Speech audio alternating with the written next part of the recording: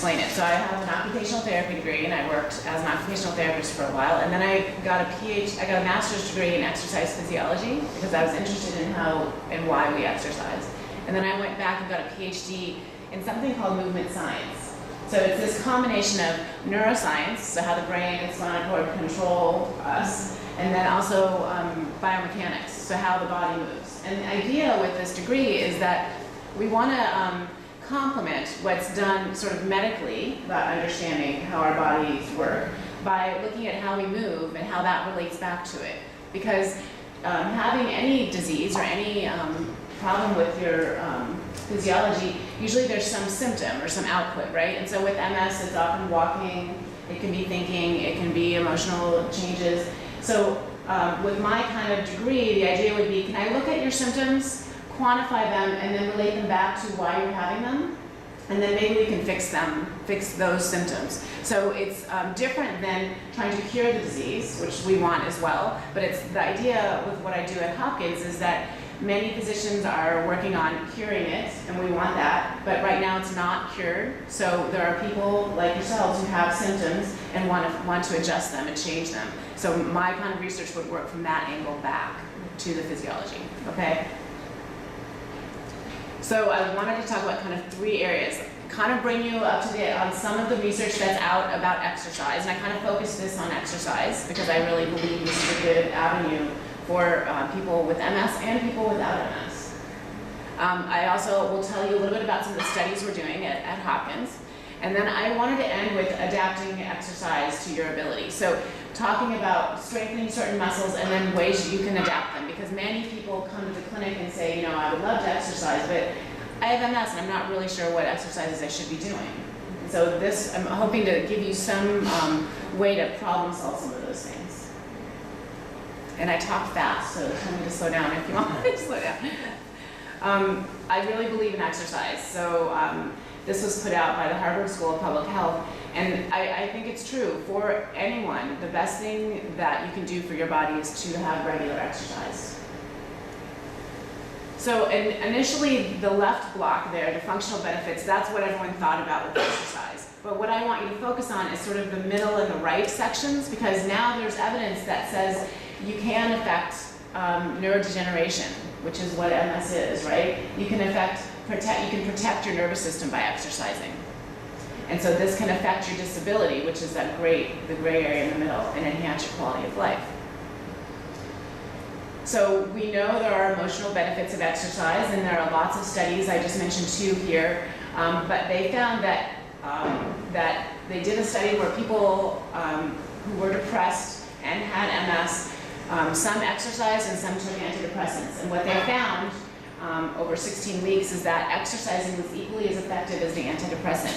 Now, I'm not telling you to go off any antidepressants, but I'm saying that if you don't like being on them, go tell your physician I want to start an exercise program and see if you can modify the medication and work with it this way. The problem with exercise is that as soon as you stop, you lose the effects. Whereas with a pill, it's much easier to just keep taking it. So recognize that there's a trade-off here. We know now that exercise can influence how well we protect our nerves and how well we can regenerate them. Now, we don't even have medications that would do this. So the fact that we know that exercise can do this should be a big motivation to try to do this in your life. The problem we have is we don't know how much I can regenerate relative to you or anyone else. So it's at the very early stages of this. But knowing that exercise provides this environment to help you regenerate is really important to know. Is there any indication that a combination of exercise and antidepressants is additive as opposed to one or the other? Good point. I haven't read that. I don't know. That's a good question. Yes. Do you know that? Yes. Generally speaking, you can statistically significantly increase the benefit of being depressed by exercising as well. Good. So then, yeah, that's Some good. another research. No, I mean, I'm sure there's many papers that I'm not aware of, so definitely speak up. Okay, there are other studies that look at how far people can walk when they, after they've been exercising. This study looked at 15 individuals who were getting regular therapies and rehabilitation, and then A group of them were also given exercise on top of that, and they found that this improved their walking distance significantly. Heat sensitivity is a problem for many people with MS. So this study was looking at that issue. So is aerobic exercise versus resistive exercise better or worse for people who have this heat sensitivity? So these people often will have more symptoms when they get hot. And when you exercise, you get hot, right? So what they found is that resistive exercise, you don't raise your body core temperature as much, so you tolerate it better. So maybe that's the type of exercise to focus on for yourself.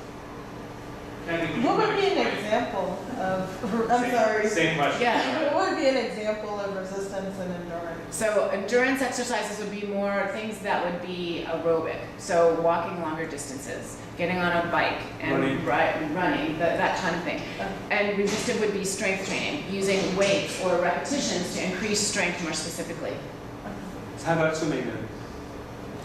It's a combination, but it's aerobic. Right, but you also use in cold water, so that would Right, that make would be cool. effects. Right, that's true. That's true. So I bet so they didn't do that, but that would. The idea with swimming in cooler water is it keeps your core temperature cooler, but allows you to raise your heart rate the same way you would as if you were going running. So an elliptical would be a resistance? Or No, would that elliptical would be aerobic, so that would be endurance. endurance?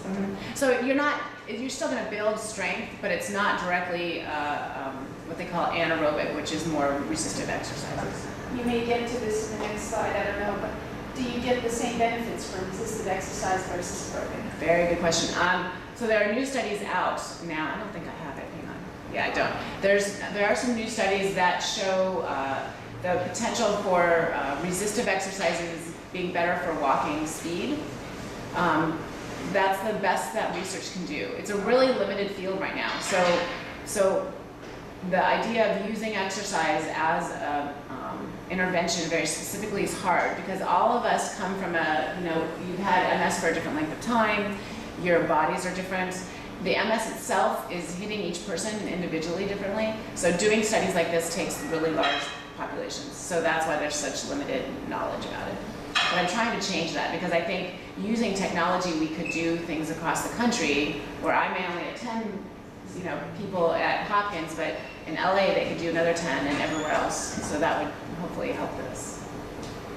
So if you have the opportunity to participate in programs that fit your needs, that does help sort of bring us a better understanding of how interventions like this help. So I didn't really answer it as well. That's what we know. In older adults, the data is there are different effects with resistive versus In older adults? Yeah. In what way? So aerobic exercise has a cardiovascular benefit that has a CNS, a brain benefit in terms of the cerebrovascular in the brain.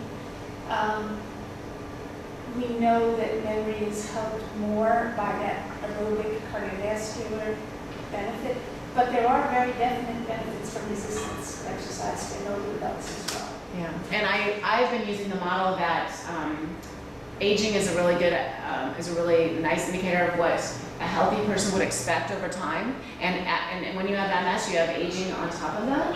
So keeping that into consideration as you do studies is really important because, and when you read about studies, to know that this might have been done on 20-year-olds, which is far different than 50-year-olds, for example, right? But so I think the question is still out there whether aerobic endurance or resistive exercises are better. My idea would be just do something regularly. Whether if you like resistive exercise, do that. If you like endurance more and you can tolerate it, do that. But do something regularly. I also think find what you enjoy doing. Yeah. You do more of it. Yeah. You know? Yeah. I like running. I run a lot. Yeah. I probably should, but I do. Yeah. You know, and I it's think better that's- than being at home on the couch doing nothing. That's right. You know, That's right. so even walking around the block. Yeah, I think that's part of it. You have to adapt it to what you can do, Yeah. and instead of doing nothing because you can't do what you're used to, find something you can do. Yeah. Okay, there are different kinds of weakness, and it's important to kind of have an awareness that the primary weakness, that comes more from the disease itself. And the secondary weakness, which is often overlooked, are the things that you don't do because you might have a disease. So with MS, it's often hard to move because you're more tired. You still have the rest of your life to live through, day to day. So you move a little bit less so that you can do other things. And this is a sort of a deep hole that you're digging yourself into, because as you move less, your endurance decreases. Then over time, you have to move even less to keep up with it. So you want to strike a balance. You want to affect the secondary weakness by exercising, and you want to affect the primary weakness by exercising as well. But the first thing you do if you just start exercising and you have MS would be more likely to affect the secondary weakness. The effects of hitting the primary weakness are what we're learning about now. So I'm saying that if you're first starting, you have to sort of tackle the secondary Yeah. weakness first before you get to the primary. Yeah. You have to get your fitness to a point where you're working at your best level to start with, and then you start edging away more at the weakness that you get because of the disease effect. How do you know? Yeah, you're not gonna know. It's not a goal point that you would be aware of, but I would work towards increasing your fitness, and then the benefits are greatest when you get to this primary weakness. So you want to kind of keep pushing yourself. So there are different ways to exercise. Oh, you can't read this. I'll read it out to you. So the Surgeon General says you need to exercise at least 30 to 60 minutes, 3 to 4 times a week. So that's hard for people with MS. It's hard for me with a work schedule and a family to do that. So you can do it intermittent throughout the day. Try to do at lunchtime maybe 20 minutes of more walking. And then maybe in the morning do 10 minutes of stretching, and then in the evening do some stretching. So you can spread it out through your day. But you still want to try to do this 3 to 4 times a week. How do I know what exercises to do? So determine what's hard for you and work back from there. If running is too hard for you, start by walking and speed up your walking. So try to find that intermittent area. If you really want to be able to walk up the stairs to your bedroom and not have to hold on, start with a few steps of not holding on, not doing the whole thing right away. Talk to your family, get feedback, determine what you like doing, set goals. Use common sense, so start slowly, don't jump into it this afternoon and go full force, because you'll get sore and you could hurt yourself. And see a physical therapist if you need help, or go to a gym. Okay, I'm going to tell you about just a couple of studies that we're doing, and then we'll get to more question and answer. This is the main part of the lab. There are 3 different rooms. We have a lot of open space because we use technology to try to quantify movement better than what's done clinically. So when you go to see your physician, they ask you how you're doing, and they measure your vibration sense, for example, right? They use that tuning fork, and they touch your finger, and they touch your toe, and they say, do you feel it? So that's really limited because they're counting by seconds when you say you don't feel it again. So we have technology that can quantify this in a much more objective way. That's just one example. We also can measure movement. You can see there's sort of a stoplight looking device in the back left corner there. And we put infrared diodes with tape on the body. And you can see this, in this way I can quantify exactly how you move in the lab. We also have a force plate, that's that rectangular thing that the second person is walking over. That is embedded in the floor, in the earth below the building. And the idea is, can we measure how much force you put into the ground when you walk and when you stand, to give you a better way of understanding what the limitations are coming from. And we use computers quite a bit to quantify this. So we have one study right now, it's an exercise study, where we're trying to link the disease that affects each person individually to how well you walk. So we have essentially, we're going to use, should I say answer with video? Yeah. Lois? Yeah. Yeah. Is that right? Hi. Hi there. Hi Lois, can you hear me? Yes, I can hear you. Okay, we're going to minimize your screen here. We're going to keep on with our lecture here, okay? Yes. Alright, so just listen for a while here. Okay, so with this study, what we're trying to do is use MRI as well as the measures I can do in the laboratory to better understand who can get stronger. So we're using resistive exercises and all all of the measures that you would typically do, say at a physical therapist, as well as these more high-tech measures. Because the studies have shown that some people with MS get stronger and some don't. And yet rehabilitation never uses MRI information to better understand this. So can we use this combined information to know who would be more likely to build strength? So we have an exercise program and a pre-test and a post-test to determine whether or not we can predict based on how your performance after an exercise program. So I'm going to kind of skip through this. If you're interested in the study, come talk to me. Anyone with MS is eligible, and the idea is we're doing this actually in Columbia, starting in a few weeks. And so the idea is there'll be a structured exercise session. Columbia. There. And we're going to do one in downtown Baltimore again. We're sort of in the midst of this. Sorry. And the idea is there's an exercise session, there's balance exercises, and there's a physical therapist that is going to individualize the program for you.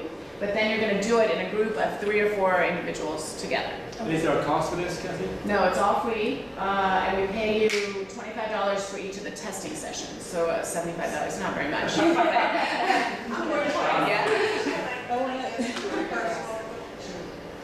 Are they doing this study age dependent? In other words, are older ones versus younger ones being looked at?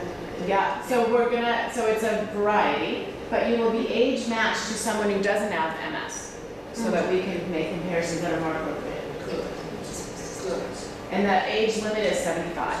Oh, shoot. I think you qualify. Okay.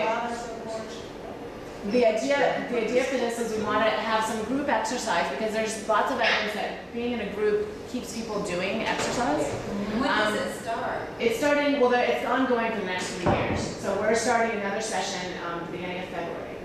So you can come talk. Okay, I'll talk to you. Yeah, So if you want to take part, see Kathy afterwards, or I can give you her email address afterwards as Right, well. yeah. And then, Yeah, I'd be happy to answer questions and just hear more about it. And so I'm actually the goal here is that we think that people are exercising, going to gyms, and much of the equipment combines the use of multiple muscles to get stronger. And so what happens is the strongest muscle gets stronger, and the weaker muscle doesn't get used as much. So the idea with this is we're going to individualize it so you're working on specific muscles that you need strengthened. You're just going to do it in a setting of other people that also have MS and healthy controls. It's all mixed. Are you looking to put it somewhere else? Are you looking somewhere with mental access? Yeah, I'm pretty open to moving it. We've already done 2 sessions in Baltimore at Hopkins. Now we're moving to Columbia at Howard County General. We're gonna do 2 groups there. So I'm open to the next session where it would be, but it won't be for 3 months. Hopkins resides in Davisburg, Maryland. Yeah, right, they're in Howard County too. So that's how we got that. Yeah, so I'll vote for Davisburg. Come talk to me again and we'll keep you on a list. Come talk to me again and we can that would be, yeah, I mean, we're definitely open to that. Not that I'm Bias. Hawaii. Yeah, Hawaii is not pay for me to go to Hawaii. Okay, so this is the idea. It's sort of an isolated muscle training paradigm, a little bit more specific than what people generally do. Sort of the same idea. We'll progress you as well over the 12 weeks. So the idea is we really do want you to get stronger if you're capable of, if that's possible. Okay, now I'm going to skip to another technique. So functional electrical stimulation. I'm sure many of you have heard of this. There's lots of ways you can do this. It's essentially this idea that you use a little electrical box to emit an electrical pulse to a muscle or a nerve that you need to use, and you can't drive that muscle very well yourself. So much of the work has been done on foot drops, so people who can't control their foot as they take each step. So I'm gonna skip this actually in the interest of time, but tell you that the mechanism of action is essentially, it's banking on the fact that in MS, your peripheral nervous system should be healthy. It's your central nervous system that has the issue, right? So these kinds of devices try to stimulate out here in the periphery where you should be healthy. This is the first version of a foot drops electrical stimulator. So there, you can see there are 2, let me see if I can use my There are two, there's one here and one here, and these little electrodes emit the electrical pulse. This is sort of a ground to make sure that it's just going in one direction. And then what happens, you wear a little device in your shoe so that the electrical pulse is turned on only at the right time. So that when you take a step, you use this one muscle to lift your toes at the right time. Now these are available now, correct? Yeah, this is the newer version. Right. There's a couple. Does health insurance pay for these devices? Right, good question. It does sometimes, very minimally. So at Hopkins, I've only known less than a handful of people who have had their insurance company pay for it. The device is really nice. It's very small, it fits just around your calf. And I think it's a great idea. They cost $6,000 per leg. Insurance companies, if they pay for it, it would be great. So it's worth trying, but I won't. How many of you have tried this device? But how many people knew about it? Yeah, okay. Yeah. I tried it once, probably during my last big relapse for a while. I think it works for many people. They're also developing newer ones that are going to get at your hip strength because that's also been ignored. Most people from my research have it's shown that proximal weakness, so hip weakness, is even more common than at the ankle. Is it something that improves over time? Good question.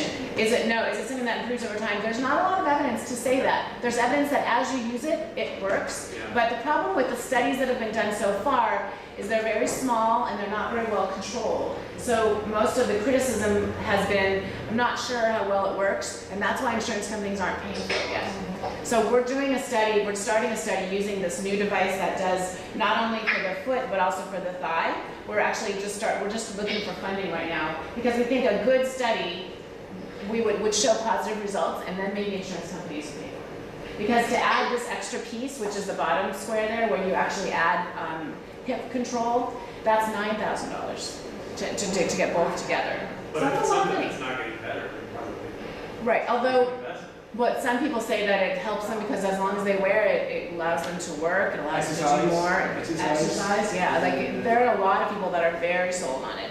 There are multiple companies. I'm just showing one company. Walk Aid is another one that has a very good product as well. I don't work for any of them, so I'm not trying to promote that. But the idea is good, I think. I think that most neurologists, if they recommend that you use this, will arrange for an extended trial period, so you don't have to buy it instantly and then discover that you're not having it. Actually, yeah, good point. And also, most physical therapy clinics have them. So if you're seeing a physical therapist, ask them, and then they can also use it with you when you're in physical therapy to see if it works for you, because it doesn't work for everyone. Okay, that's just to tell you that there's a heel sensor so that it knows when to turn on and turn off. Yeah, exactly. These are the therapeutic sort of improvements that have been seen in different studies. So range of motion, reduces spasms in muscles sometimes, definitely has been touted to increase strength, improve muscle mass, that kind of thing. Improve circulation, that's been the most proven thing that's been shown. Limitations, cost, it doesn't work for everyone. It may only have an orthotic effect, and that just means it only works when you wear it. It doesn't affect your stability in your ankle. So many ankle foot orthoses, the bigger ones that you see, are necessary if your ankle isn't very strong. And so this is not going to affect any of that. This is just going to improve the use of that one muscle. It doesn't change the course of your MS either. That's kind of important that anyone's been able to show at least. Now this is a newer thing. Kennedy Krieger has this bike where you can use this electrical stim while you're on a stationary bike so that you can affect more than one muscle. And then you can build muscle strength in bigger muscles as well. So this has been out there. It's been used primarily for spinal cord patients. The bikes are able to be purchased. They're only $18,000. I don't know of any insurance that has covered it, but I haven't tried. Christmas gift. Yeah. A new car or a new bike. Right? So Kennedy Krieger's Spinal Cord Institute has these in their clinic, and I know other clinics have them. I know for sure the National Rehab Hospital has them too. So you can use them in therapy to try it. There's a lot of, this is kind of a busy slide that I'm going to skip, but there's been a lot of talk that it increases spontaneous regeneration after injury. increases synapses, which is how neurons talk to one another. The evidence is very limited, very, very limited. So I don't know that I would say that it does all of that, but it does improve circulation. It can help you build strength. So we are going to, I'm going to skip this too. A pilot study was done at Hopkins with 5 people. Only 4 people completed the study. It was reasonably well tolerated. This was done in progressive patients, secondary and primary progressive patients. But the evidence was so minimal that we basically need a bigger study. So we're starting this study. This is funded, and we're just starting to recruit for this as well, where we're using these bikes for people who have secondary progressive MS. But the commitment is you have to come into Kennedy Krieger 3 times a week. But you say in Baltimore Post Hopkins Hospital. Right. Yeah, it's at Hopkins. It's on the same campus. They're very linked. So if you're interested in this, come talk to me too. But it's good to know about the bikes because there are clinics, and for sure in DC, that have them too. So if you're interested, the nice thing about the bikes is that often with MS, you don't raise your heart rate or get out of breath anymore, right? Because it's hard to do that. So a bike like this would allow you to do that, which would help with, lung capacity. So pneumonia is often Again, the cost of the study is. The study's free. No, there's no cost to being in the study except for the commitment of getting there 4 days a week. It's also involved.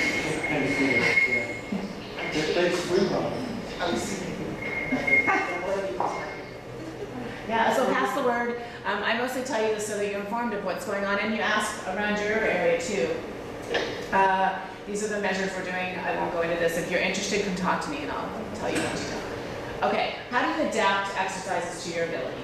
So, hang on, is it just, okay, so I'm going to show these 3 pictures. When you, yeah, and the red, I should take the red words out. So essentially, strength, muscle strength in your legs is really important for lots of reasons. It's not just important for walking.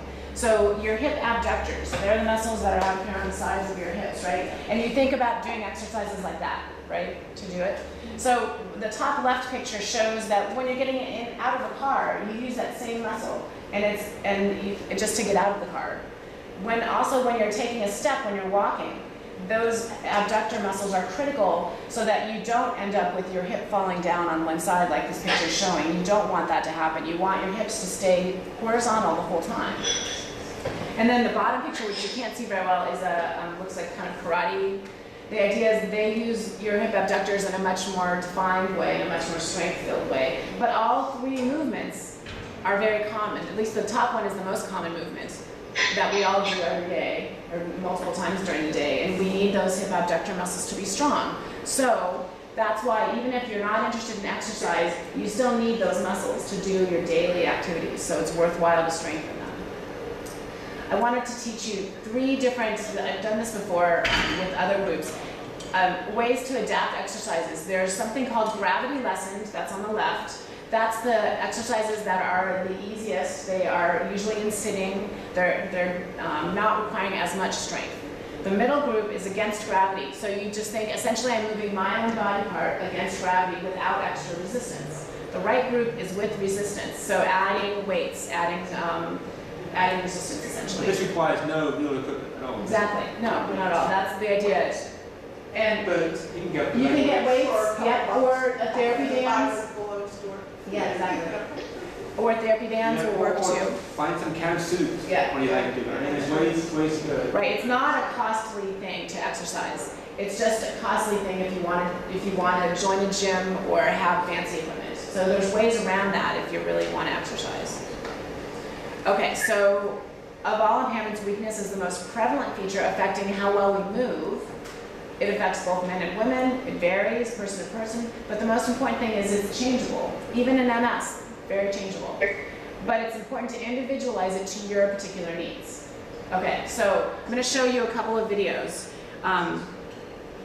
So, for example, heel slides. So I'm going to show you sort of the...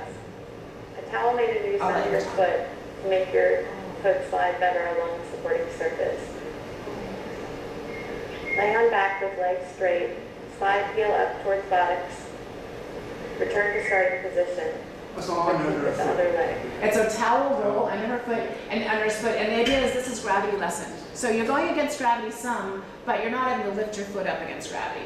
Now, now adding against gravity would be something like marching in place, affecting the same muscle. Oh, you can't see Standing it, sorry. with or without arm support for balance. Is there any way to break Back that? straight. Lift one knee up in front of you, no higher than hip level. Yeah, just marching in Try to place. keep knee in midline. And only go as high as your hip. Lower So don't go higher than, control. yeah. And it's a matter of staying very controlled and thinking about controlling your hips as you're doing it. But you're essentially doing the same thing as the person was doing laying down, doing heel slides. Okay, so that's one. That's to get at hip flexion. And what I found is when I had people, when I measured their hip flexion strength, there was a group of people that were in the gravity lessons group that had very little strength but could do these heel slides. And the people that were much stronger, closer to what controls would do against resistance when they're marching. So you can actually push down on your leg to add resistance. Knee extensor. So this is another example. So we'll start with the exercises that require the least amount of muscle control, quad sets. Quad So what sets. you do, Sit with leg extended, back can be supported against the wall. Tighten quad muscles on front of leg, trying to push the knee downward. so essentially you're just squeezing your quadriceps. Your legs straight directly out in front of you and you're just squeezing right here. Long arm quads. So long arm quads, this is what you can do from a chair. On the floor and back slightly reclined. Yeah, you're squeezing actually, not moving your weight, you just squeeze and relax. Return to starting position with control. And then, so the next would be, this is against gravity, right? Where you're having to lift your leg up like that against gravity. Now, sit to stand, that's adding Start in resistance. seated position in the chair with arms. And essentially, your body weight is the resistance to stand up. Don't use your arms, try to do it exactly. Your knees. If it's too easy, so I would tell people that if you can, never use your arms to stand up throughout your day. Just try to make it a rule that you always lean forward enough to stand. And if you can't, oh, that's good. Now I can. And so you can adapt it, right? If you have a hard time, come to the edge of the chair and that'll help. Because essentially you need to get this part, your heaviest part, up off the chair. So come to the edge more, yeah. And then, there you go. And you have to get comfortable with this idea that I'm pushing myself forward like I'm going to fall. But as long as I keep the momentum, I can keep standing. If you need to, yeah. Try that. Try to push down like this and stand. So you have to be comfortable really going forward.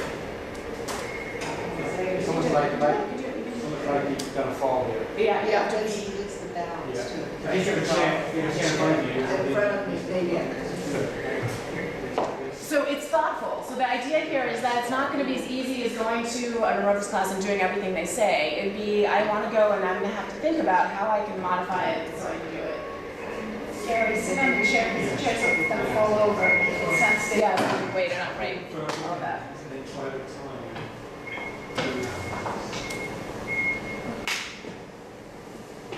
And I'm going to skip that. I'm going to show you one other one. So this is, so to get at your hip abductors, you think always of the exercise of this, right? Where you're going to do, but there are other ways to do it. I'll show you these two other ways that you can strengthen those same muscles. So if you listen to her first, you'll get the idea, and then watch. Baseline hip abduction. Lie on your stomach with your legs out straight. Slowly slide one leg out to the side as far as possible without moving at your trunk or pelvis. Return your legs to midline. Repeat with the other leg.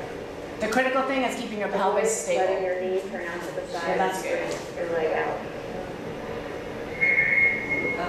Like that. So why on belly is better than Because you're actually trying to, otherwise you're going to use your hip flexors to help. So this forces you to use only your hip abductors.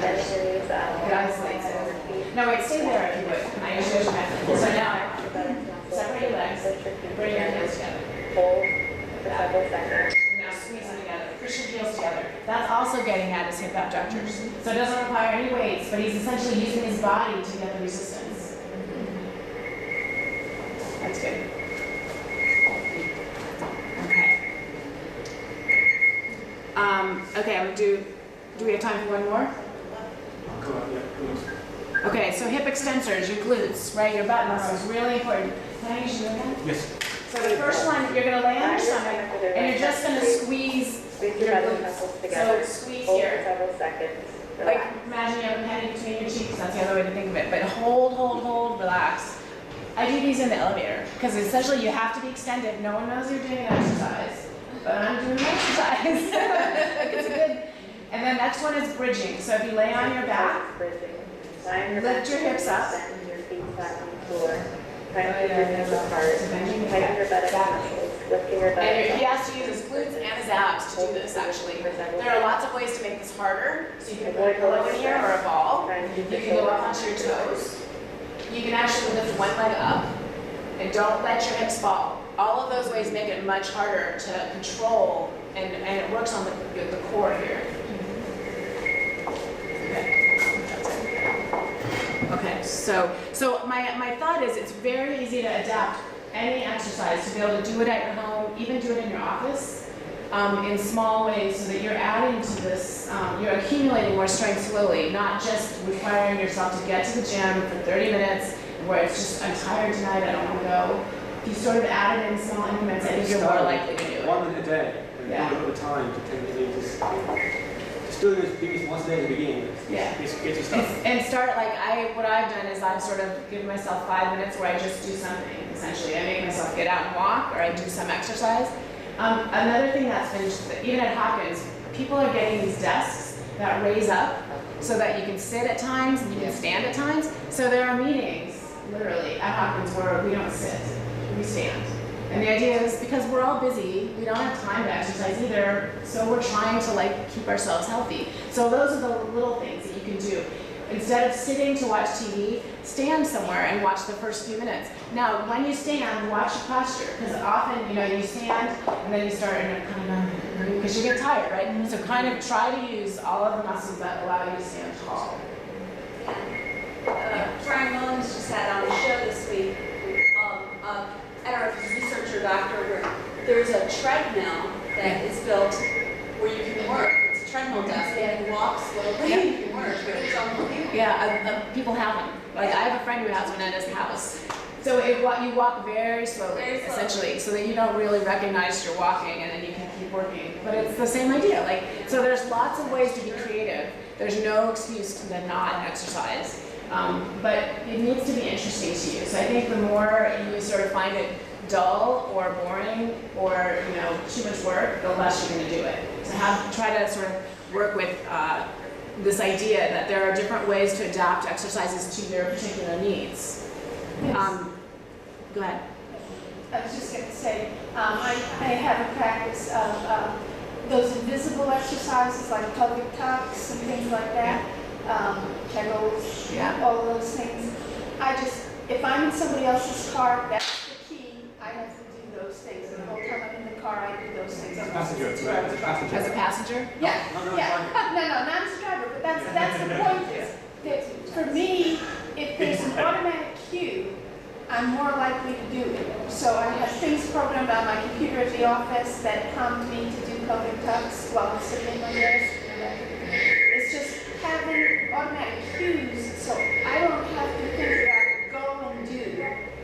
It's in this moment, this is what I do. So I get in your car, I start to do pelvic tucks. The last thing I'll say is I often tell people to get a walker, and they're all like appalled. I don't want to use a walker. I'm not there yet. I don't want that to happen. But then I clarify it. I think many people should use a walker when they exercise. If you can use a walker and that allows you to walk around the block, that's huge. That's a big improvement versus just using a walker and thinking I'm getting worse. That's why I'm using this walker.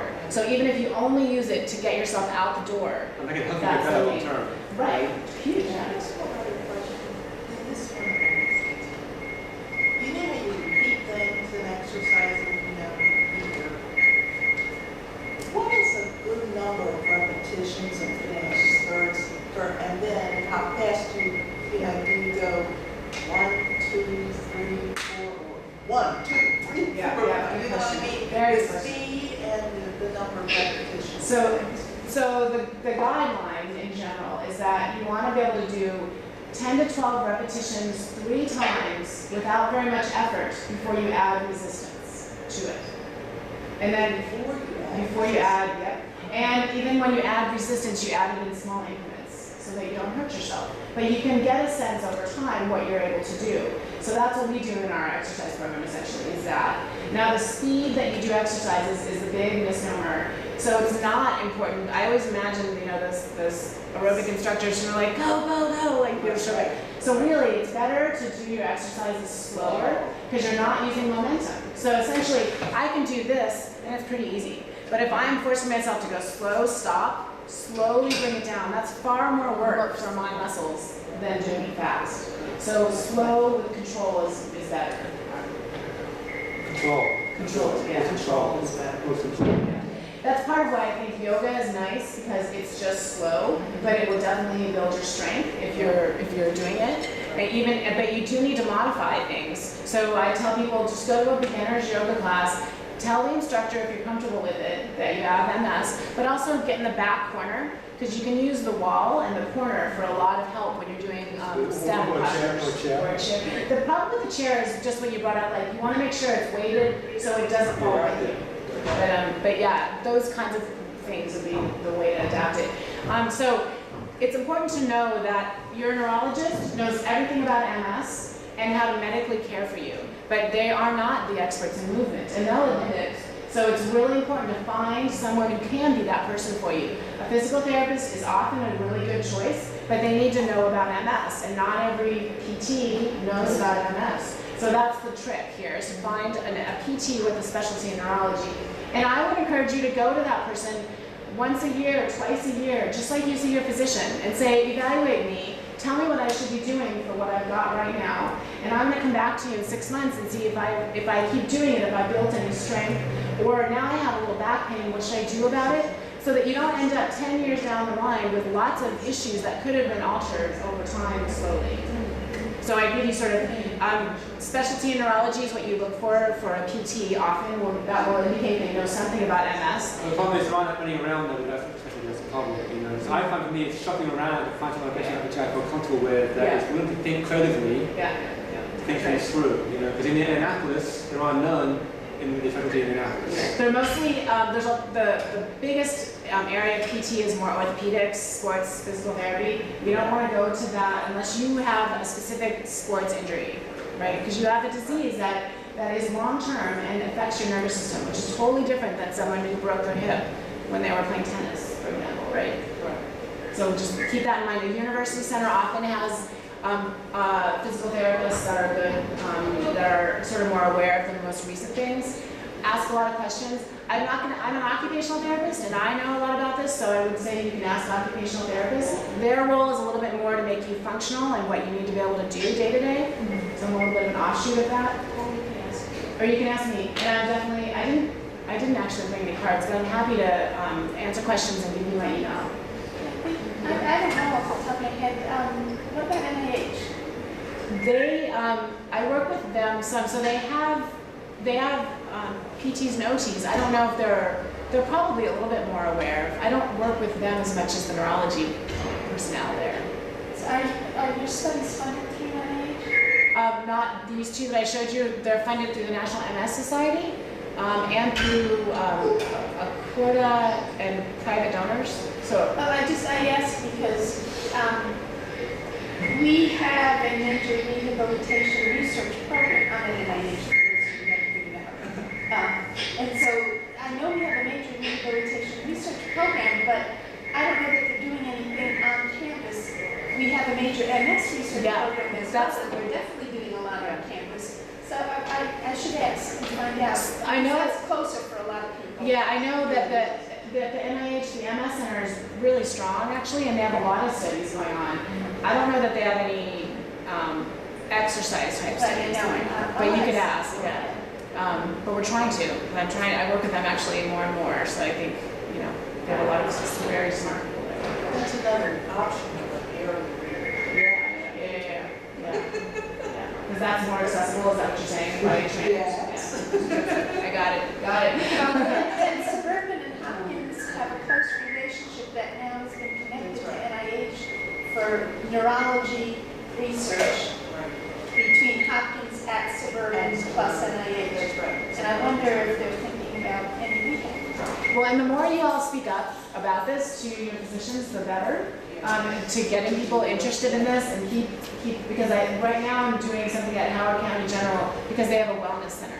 So they're basically housing us to do our study there, which is great because it brings exposure to that community, which is what we need more of. So, and that's it. Basically, if there are questions, I'm happy to. There's a lot of people that I work with. Peter Calabrese, who runs the MS Center at Hopkins, he's very much very supportive of this. And Danny Reich. So do you know Danny at the NIH? He is a neuroradiologist who was trained at Hopkins and now is at the NIH and has a lab there. We're kind of a robotic work in Hopkins. Yeah.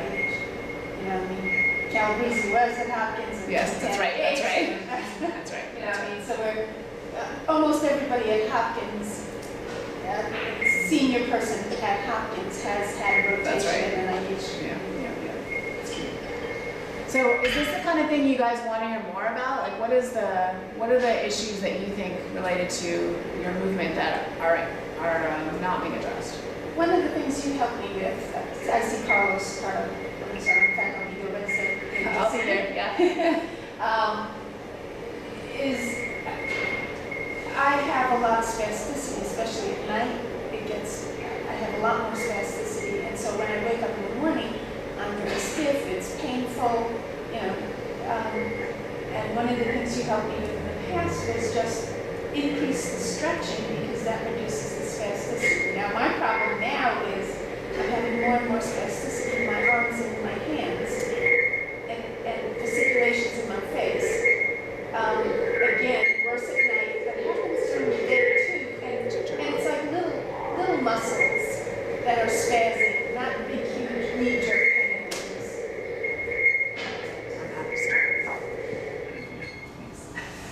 But those little fasciculations, they're not excruciating, not like some of the major, muscle group spasms, but they're uncomfortable and they reduce my functional ability.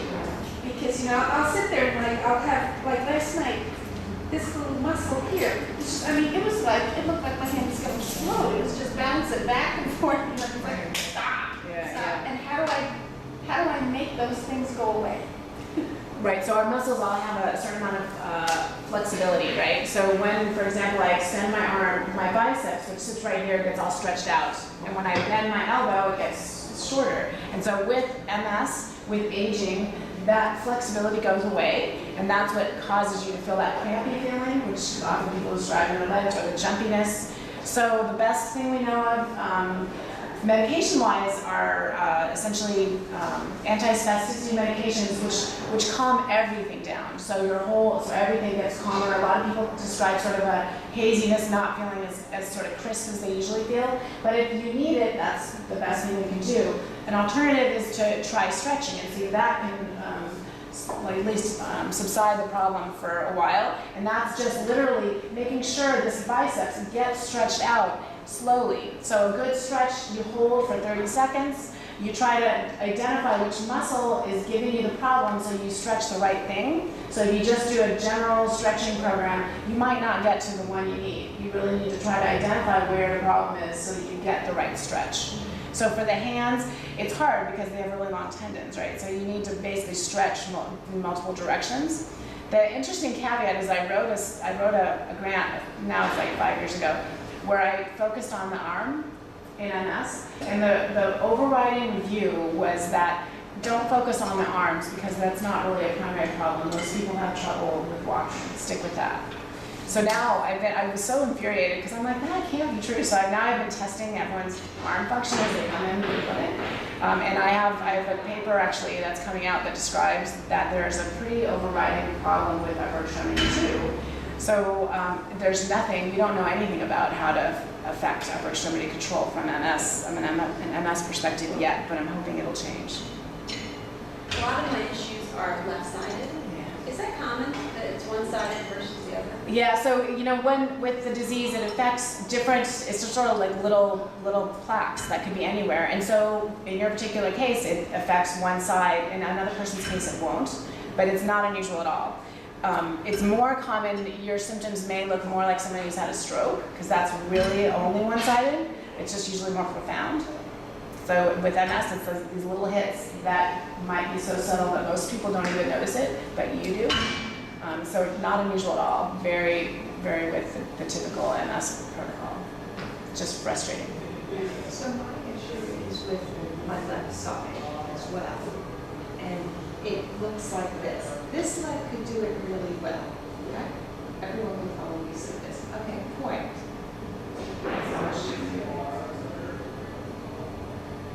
But the noticeable one is clefts. Like my toes don't come out. Okay? Yeah. And then sometimes when I focus too much on it, then my toes can You get cramps. crinkle sort of and sort of get rough. Yeah. So it's, for me, it's something with this. Like I cannot pull my toes up. Yeah. So we think that happens because the muscle that does that is way down here in your calf. Its only role is literally to lift your toes, like you're saying, Right. and it travels the longest distance, right? So it has more likelihood of having a hit, having a plaque on it, where myelin is lost. So that's why you need to physically stretch it, kind of like what you're doing. A better stretch is to get on the ground or on your bed and take a towel or something that doesn't stretch and put it around the ball of your foot and literally pull on it so that you stretch this back part. Because the muscle control problem is on this side, right? So that's the muscle that helps you pull it up. But if you don't do that for over time because it's weaker, then what happens is the back part here gets tight. So no matter how strong this is, you're not gonna be able to pull your toes up because it's so tight back here. You get the problem? So you have to do both. You have to do the stretching as well as the strengthening. The stretching is for back here, so you pull. And then the strengthening is just sit and try to lift your, and even if you just get a little bit, don't be frustrated. Keep doing the repetitions. Right. It's a really common problem. Kathy, I think we all obviously have our own issues or challenges. But Right. how do you know then of all, like what you just presented would undoubtedly be good? Probably all of them for me or for anybody else. How do you know, how do you customize that for yourself? Is it That's do that for you or is that like a PT? You can do it, like you can, you know, it's all very logical, right? Yeah. So you follow your gut, try to go through, if it were me, I would try to go through each joint. Start at my ankle, my knees, my hips, my shoulders, my elbows, and try to like find stretches and exercises that you could do. You could do all that online. Right. The downside is if you can't necessarily answer all these sort of subtle questions because you haven't been trained to do it. Right. So a PT wouldn't be able to help. A trainer often can help, but a trainer has less, there's no standard education for them, right? So you get a good one, you get a not so good one. Sure. Yeah, you sort of have to look around and you have to follow your gut. You know when you talk to someone and you're like, I don't believe what they're talking about. So Yeah. follow that, don't go to someone else. But so I think would either trainers or PTs had been eye-opening from the aerobic exercise versus resistance exercise here? Is there a way to, does one focus on one or the other, or is there a way to? I would focus on the one you like. And Yeah. see if you can No, I hone mean down. from somebody who can sort of figure out what you're supposed to be doing, what I'm supposed to be doing. Yeah, so You know, is there a better way to look for that? I would, well, you sort of need goals, right? So essentially as a therapist, I set goals for my patients, right? So I would say, find something you can't do right now, and then, and write it down somewhere. And then you wanna figure out steps to get yourself to that goal, and put the combination of exercises you like, and see if you get there, and if you don't, you need to change it. And so maybe you're not doing enough strengthening and that's why you're not getting to your goal, or maybe your cardiovascular fitness is so low that you need to work on more endurance exercises. Does that make sense? It does, it does. It's the goal setting that I think people are afraid to do. It's been in my experience, because you're like, well, I don't know, is that a good goal? So you just have to pick 3 things that get you the most frustrated right now, and see if you can get yourself to that. Thank you. Just want to add to that, when I did physical therapy, I was doing regularly for about a year ago, and one of my biggest problems that I needed to address, picking a goal, was that I had a foot drop, and it was when I was tripping, and I don't know if I actually fell, but I felt like I was going to fall. I was worried about going up and down stairs because I was tripping, and so I told my physical therapist, I gotta fix this foot drop because I can't be stumbling everywhere, and I felt like I looked drunk or something. Yeah. Which I only want to look drunk when I really am drunk. And anyways, we worked on it, and it improved a lot. But that was like the goal. Yeah, no, I like that, yeah. So, The problem I find in the community, just to give you sort of a heads up, is that many physical therapists and OTs will be like, you're doing really well. Yeah. You know, so just exercise regularly, you'll be fine. And when you know that like you're not doing what you used to do, and so you don't want to go to that person. You want to go to the person that's willing to problem solve with you and think creatively, what can I do to make this better? Because clearly they're not happy with what they're I doing. mean, even neurologists who have the same sometimes approach, you know. Yeah. I get some of that. Yeah. I'm doing so well, I am. Right. But I have issues, minor. Yeah. So I sometimes find a specialist who can really help you make that breakthrough. Right. Or go online, YouTube's great these days. Yeah. Everything's out there, you must be, find some solution out there for you. Right. Just make sure it makes sense to you logically, so you're not hurting yourself, right, by doing it. So anything to any extreme is probably not good. Not good for anyone, but not good for someone who you have a disease that affects the nervous system directly. So you don't want to exercise to such a great extent that you're always overtaxing it. One more question, then we'll go to Lois. Go ahead. Do you have any kind of exercise tapes that you would recommend?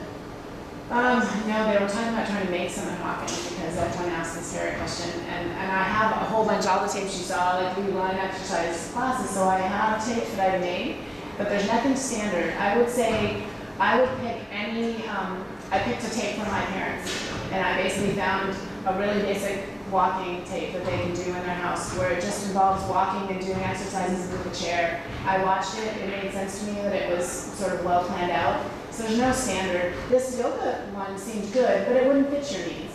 So you need kind of a sitting yoga or something that's more of one position. If you're sitting, you're going to stay sitting. If you're standing, you stay standing. That kind of thing. But you know that. So kind of shop around. You can look at videos online and see little parts of it. Or go to YouTube, has a bunch of chair yoga videos on there. Or email this guy and see if he'll help you.